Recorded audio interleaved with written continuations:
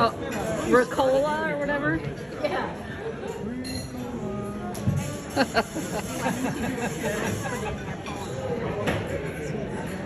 Do I remember my thing? Okay, hello everyone.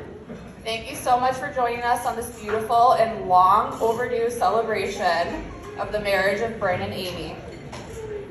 I know Bryn and Amy put together a cute story about how they met on their wedding website, but I'm here today to spill the tea on what really happened and what led us here today, right now.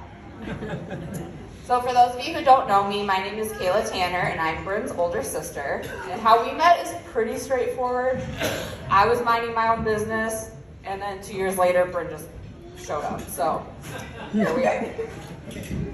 We were forced into being siblings, but we grew up choosing to be friends, and he's one of the best men that I've had the honor of knowing. Oh. I only got like 3 ahs out of that. Like, let's try again. Bryn is one of the greatest guys I've ever met. Thank What you. about Jake? Jake's okay. Now, Amy and I met under slightly different circumstances. We met 13 years ago when we were sophomores in concert choir at Minnesota State University, Mankato. Mavericks, yeah. I joined choir with my friend Amanda, who sat right next to me in the front row. And in our class, we had this guy named David Bachman. Now, David was quiet, he kept to himself, he kind of looked like Stoner Jesus. But he had such a beautiful singing voice, so that naturally made him more attractive, and that naturally made me interested. So, one day I walk into choir class, and I sit down, and I look over to my right, and David Bachman and I had locked eyes.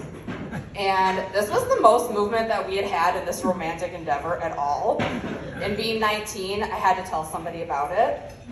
But of course, that day, my friend Amanda did not show up to class. So I turned around, and the next closest person to me was Amy. We had never spoken to each other. We've never even said hi before. But I tapped her on the leg and whispered, "Hey, guess what?" And she looks at me a little bit confused, and she's like, "What?" I said, "David Bachman and I just locked eyes. I guess you could say it's getting pretty serious." So Amy just kind of awkwardly giggled and was like, "Okay." And that very socially awkward conversation then led to us actually saying hi to each other in class, which turned into us hanging out, learning all the things that we had in common, and hanging out together a lot.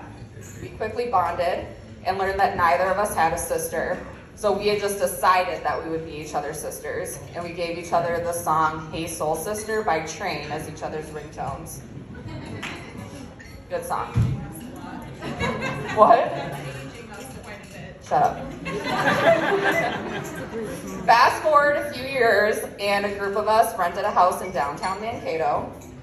If you want to call it a house, it was a little rough, but Bryn transferred to the school that year, and due to his living arrangements falling apart at the very last minute, he and his friend Michael moved into a house with 5 girls.